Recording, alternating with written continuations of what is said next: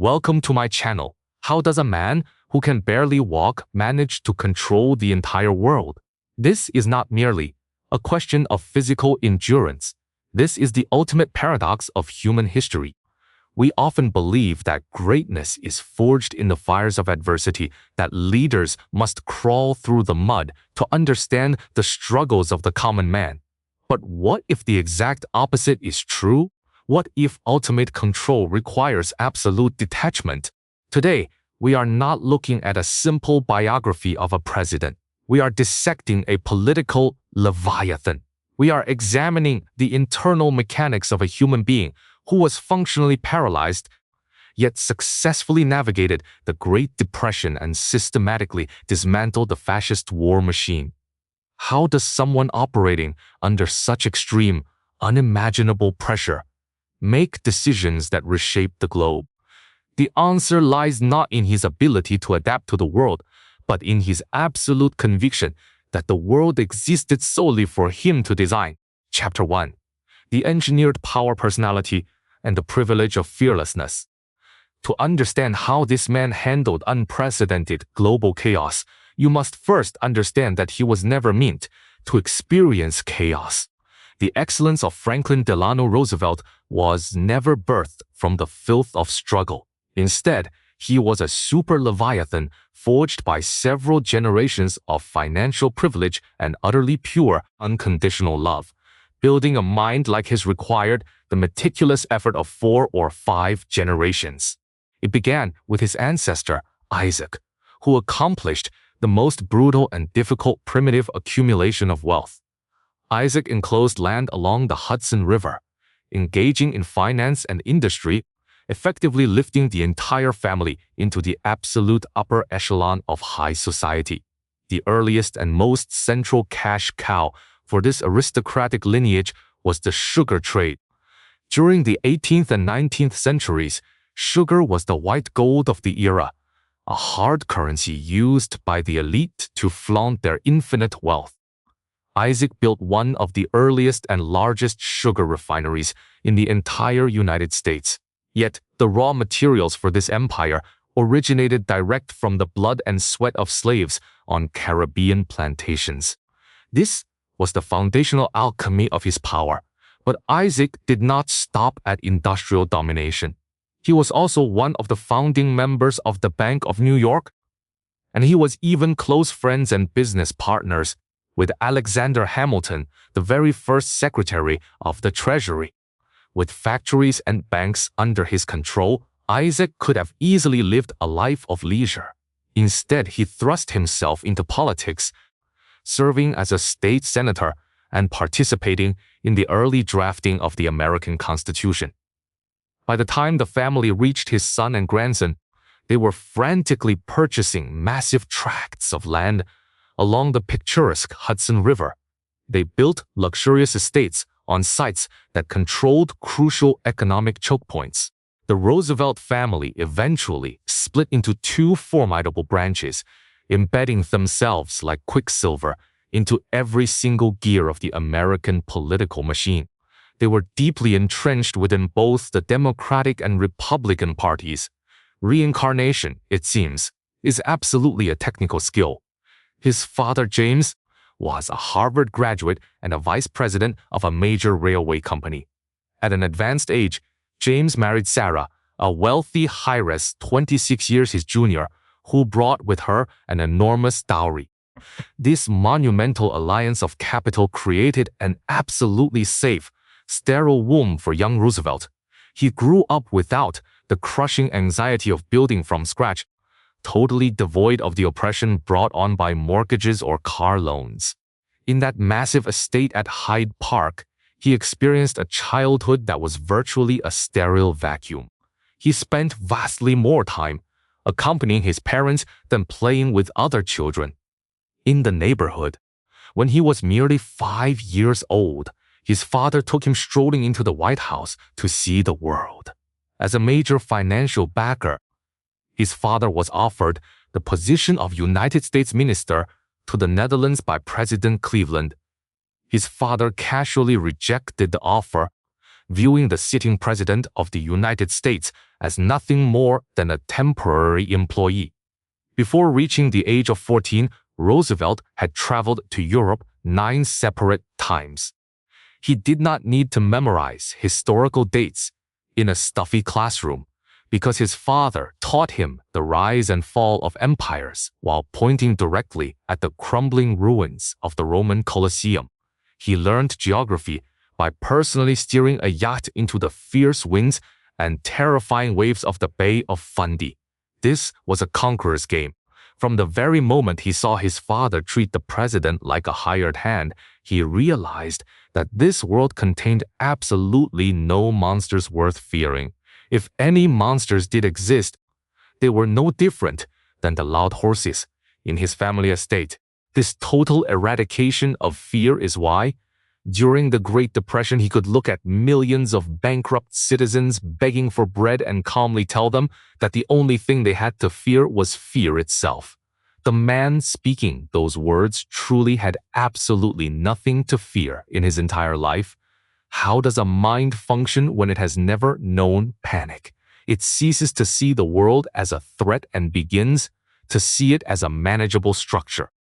This origin perfectly dictated his work philosophy. If the world is yours, you do not scramble to adapt to its cruel rules. You simply redesign the rules.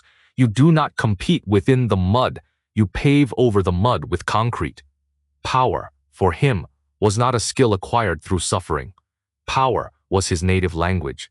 This background built the infallible operating system he would later use to dominate the century. Chapter 2. The system rather than the effort. Most ordinary individuals believe that hard work is the singular path to success. We believe that if we memorize the right details, if we work the longest hours, we can eventually control our environment.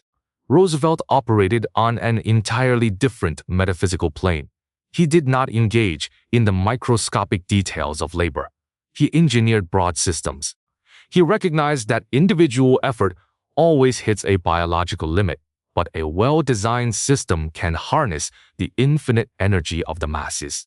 Think about the physical reality of his existence. Here was a leader who was fundamentally paralyzed.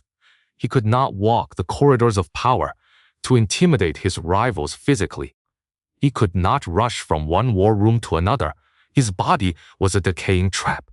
Therefore, he had to project his will into the mechanical structure of the state itself.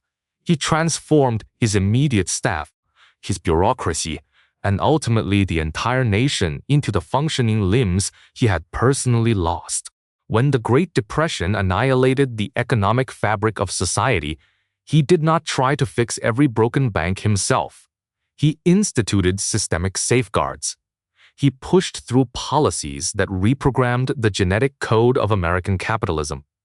He promised a future where the citizens would be cared for by the state, ensuring that every citizen became a direct target of national concern.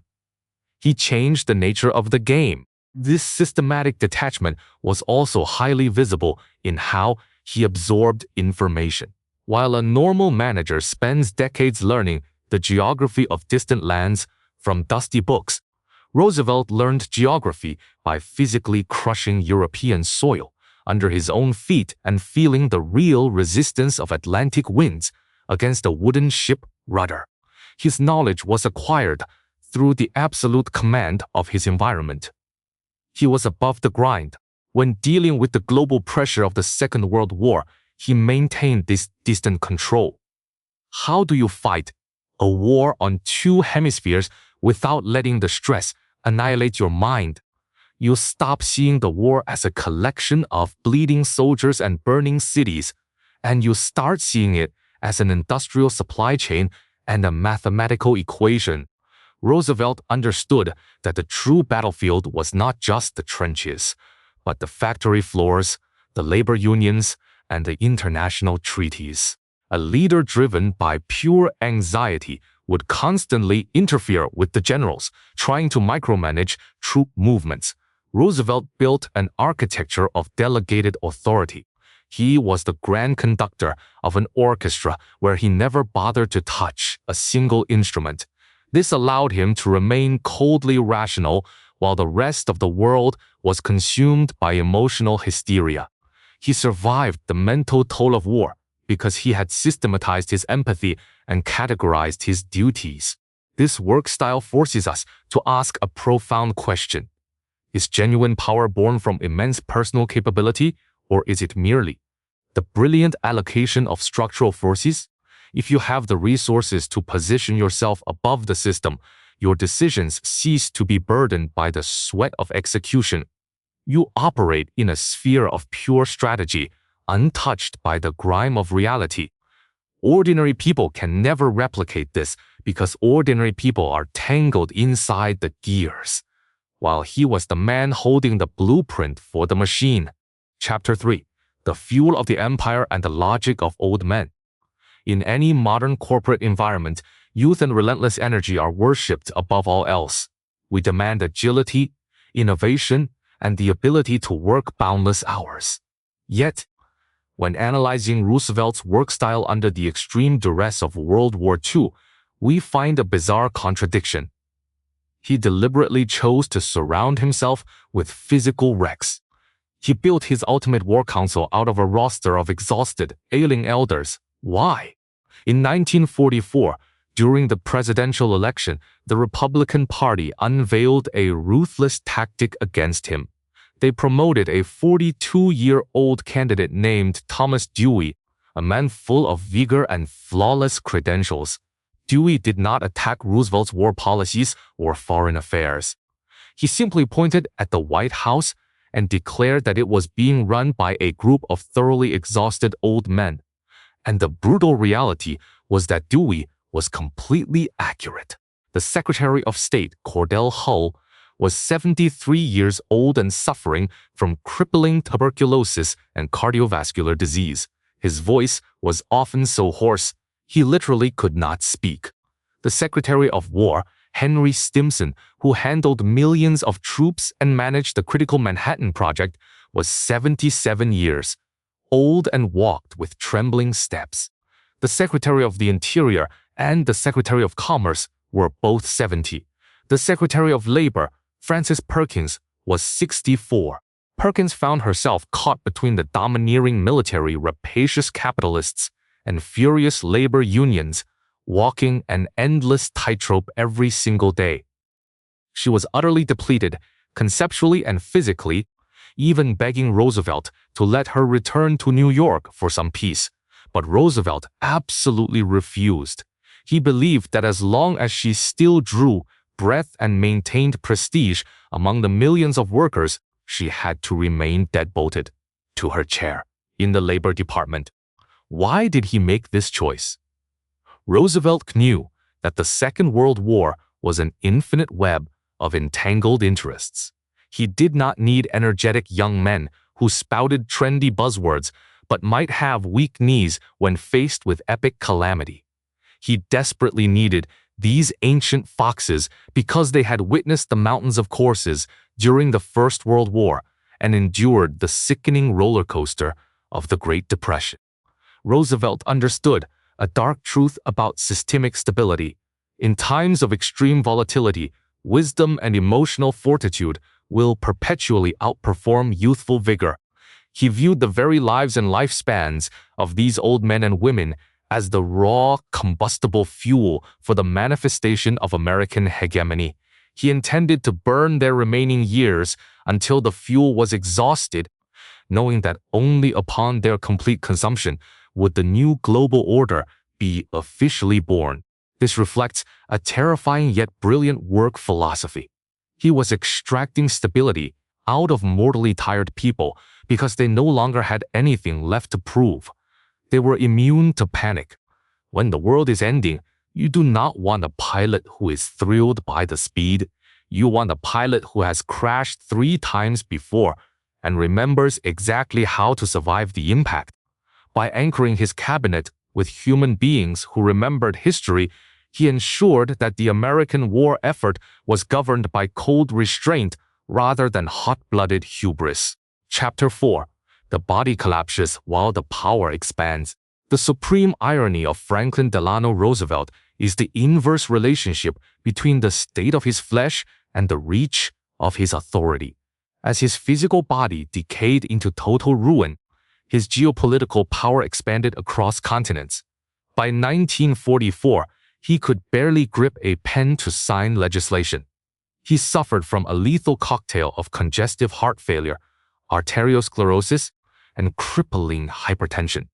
Stripped of his elegant suits and presidential aura, he was simply a dying patient on the verge of sudden death. The whole world was essentially waiting for him to pass away.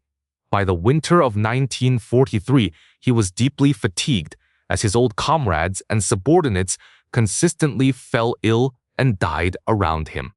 The shadow of death was loudly knocking on the gates of the White House. He deeply longed to retreat to his beloved estate along the Hudson River and live his final days as a wealthy man of leisure. He even penned a letter to Democratic leaders admitting that his soul constantly yearned to return home. Yet, the mechanism of power refused to release him. 2 specific letters welded him to that seat. Over 6,000 steelworkers sent a joint letter, recognizing his utter exhaustion, but declaring that they simply could not allow him to resign. Another letter begged him not to abandon them in a world surrounded by deep anxieties. Gazing out from his wheelchair, Roosevelt knew the war would soon be won, but the real problem was how to slice up the post-war world. Who else could restrain the insatiable appetites of the Soviet Union? Who else could manage the crumbling fragments of the British Empire? The blueprint for the United Nations was still purely inside his own brain. He recognized that he was the singular entity on the global chessboard capable of simultaneously suppressing both Winston Churchill and Joseph Stalin while maximizing core American interests. He told the Democratic chairman that he was like a soldier on the front lines who absolutely lacked the right to abandon his post. So, he strapped his dying corpse back onto the relentless chariot of power for a historic 4th term. His body was evaporating, but his influence was solidifying. This tells us something frightening about the nature of executive control. At a certain altitude of leadership, the human body becomes entirely irrelevant. The power takes on a life of its own. The system can propel a dying man forward long after his organs begin to fail, simply because the system cannot tolerate a vacuum.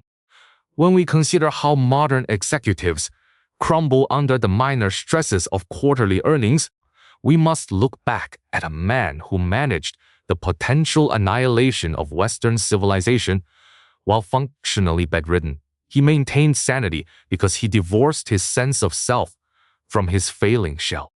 He merged his identity completely with the continuity of the American state. If he was the state, and the state was strong, then he was undefeatable, even as his blood pressure threatened to drown his brain. Chapter 5. Designing the Global Order Through Rules, Not Battles. True masterminds understand that winning the immediate fight is worthless if you do not dictate the rules of the subsequent peace. During the tumultuous years of the Second World War, Roosevelt was never just managing a military conflict. He was actively writing the source code for the entire post-war era. He was not solving a temporary geopolitical problem. He was forging the permanent chains of a new reality. He remembered the harsh lessons of the past and vowed never to repeat them. He was deeply haunted by the ghost of his personal idol, Woodrow Wilson. After the First World War, Wilson attempted to create the League of Nations, only to be torn to shreds by domestic isolationism and entirely humiliated upon returning home. Roosevelt knew that to maintain long-term peace and power, the United States had to become the indispensable anchor of a binding international architecture. He transformed the concept of 4 global policemen controlling specific regions into the permanent framework of the United Nations.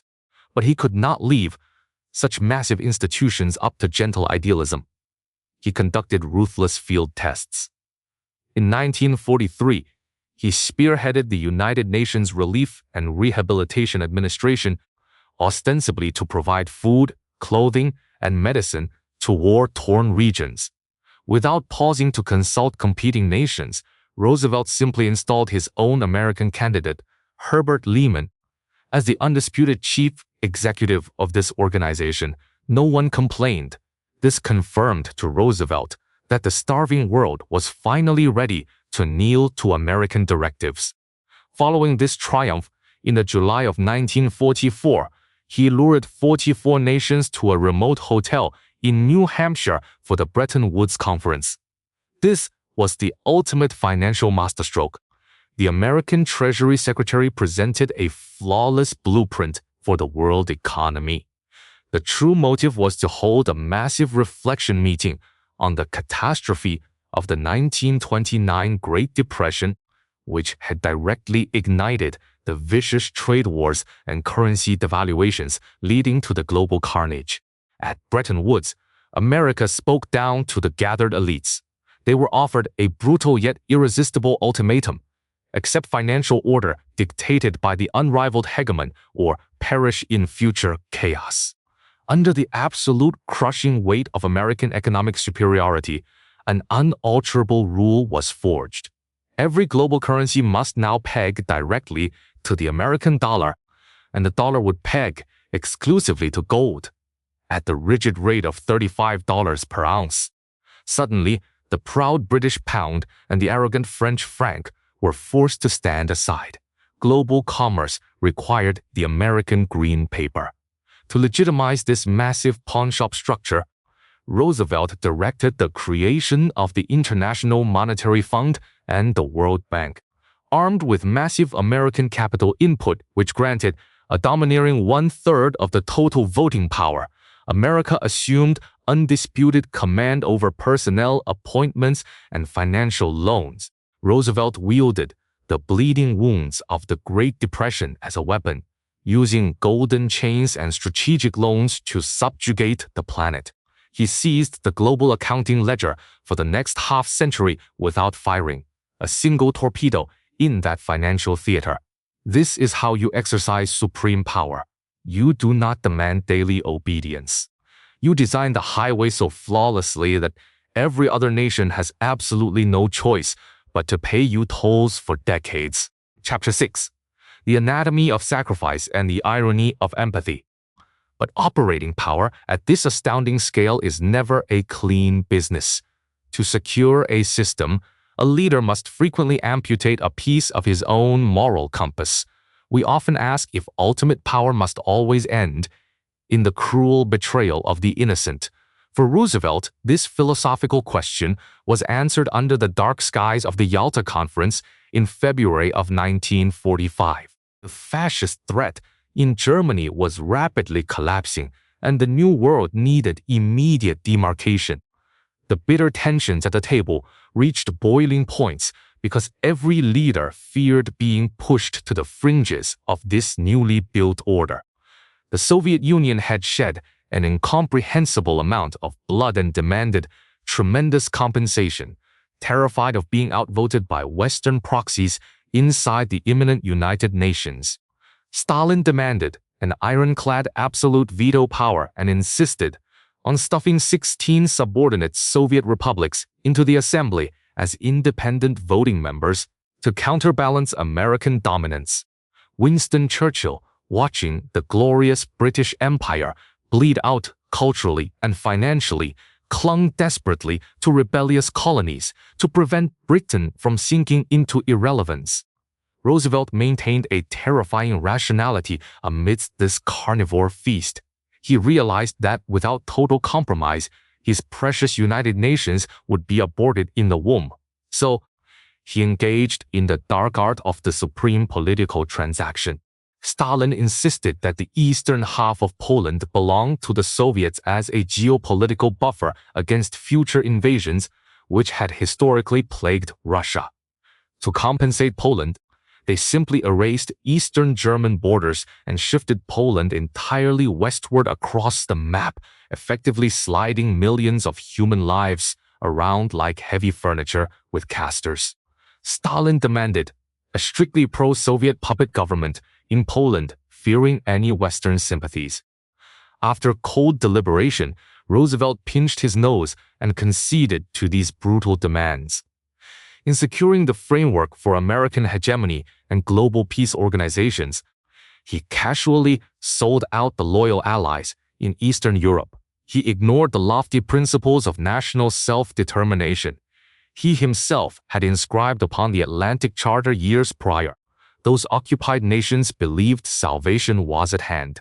Instead, Roosevelt's compromise directly dragged the heavy Iron Curtain down upon them, condemning millions to 4 decades of extremely oppressive, deformed existences beneath Soviet shadows. How does a man live with such hypocrisy? This is the hidden cost of designing realities. To gain the signatures required for the San Francisco Peace Conference, the lives of Polish citizens were deemed statistically acceptable losses. At a certain echelon of authority, individuals cease to be people. They become unfortunate variables in a macroeconomic equation. A man who learned in childhood that the world belongs to him finds little difficulty shuffling lesser nations dispassionately across a velvet table. We must also observe how Roosevelt treated his own political allies back home. To secure re-election, he was given a new vice president named Harry Truman. Roosevelt barely knew him, but needed Truman's ability to appease the Democratic base. For 82 days as vice president, Truman was met with Roosevelt only twice. He was completely ignorant of the massive Manhattan Project and the deadly secret compromises pledged at Yalta. Roosevelt treated his own successor not as an apprentice, but as a completely disposable vote accumulation tool. Roosevelt had shared vodka and sung melodies with Stalin, exchanging thousands of telegrams with Churchill. Truman did not understand the unwritten chemistry among these global warlords. Here lie the true claws of power. Roosevelt did not respect emotional bonds or democratic transitions. He only respected systemic utility. Once you no longer see fear in the world, you might stop seeing humanity altogether. Chapter 7. The machinery marches over the grave. On the afternoon of April 12, 1945, while posing for a simple watercolor portrait, the president rubbed his temples, complained of a horrific headache, and succumbed instantly to a massive cerebral hemorrhage. The biological engine of the architect had finally stopped beating. The reactions of the earth paint a breathtaking tapestry of how profoundly he managed the world. At San Francisco, the plans for the United Nations were already in motion. Back in America, the leading news agencies screamed the tragedy through the radios. Regular people reacted with utter shock and disbelief, wandering through the streets of New York weeping openly and closing countless businesses. Broadway darkened its stages spontaneously. Ordinary housewives sobbed quietly in their kitchens, feeling the sudden loss of a supreme father figure who had promised them absolute protection. In the muddy trenches of Okinawa, young soldiers who had never known another president silently removed their helmets to pray, while hardened commanders choked on their tears during announcements. A young sailor penned in his diary that they suddenly felt like abandoned orphans, stranded countless miles away from a lost parent. A slow funeral train chugged sadly through the darkness as thousands of rural sharecroppers lit the rails with truck headlights, singing haunting spirituals into the cold night air. Radio broadcasters famously broke down weeping into their microphones on live national airwaves. Yet on the global stage, the mourning was laced with terrifying agendas. Winston Churchill described receiving the news as enduring a bone-shattering physical blow. Sitting in the majestic pews of St. Paul's Cathedral, the gritty bulldog of Britain cried openly, knowing he had lost the only equal partner at the card table of world dominance. Most intriguingly, the reaction from the absolute dictator Joseph Stalin defied all logic. The Soviet despot was profoundly shaken and initially demanded to know if Roosevelt had been purposely poisoned by enemies. Only after elaborate medical explanations did Stalin accept the truth. Breaking every strict code of protocol, Soviet newspapers plastered enormous photos of the deceased American capitalist across their front pages, encircled by heavy black borders. Flags descended to half-mast throughout Moscow. Stalin respected the raw calculus of Roosevelt. He even dispatched a private telegram consoling Eleanor Roosevelt, declaring the fallen president as a true guardian of peace and security. But Roosevelt's death also signified the immediate fracture of American and Soviet diplomacy, eventually unleashing the very Cold War tension he tried so desperately to outrun. The system survived the collapse of the myth that created it. Decades later, ordinary citizens look around at a changing landscape. A person might express that they live a good life full of happiness, always spreading joy. Yet, they confess extreme frustration that the grand country they once cherished is tumbling into despair, wondering if the intense sacrifices for which so many young boys bled have essentially splashed directly down the drain. They realize that the beautiful tapestry they belonged to differs massively from the chaotic reality taking hold today. What must we deduce from this epic narrative? Roosevelt was a man, constructed out of immense financial privilege, carefully engineered never to fear the outside world. This absolute lack of vulnerability permitted him to view a shattered Depression-era economy and a horrific fascist expansion not as emotional tragedies but as cold engineering challenges. He kept his shaking hands firmly away from the trivial execution and kept his trembling fingers hovering exclusively over the master blueprints of organizations like the United Nations and the International Monetary Fund.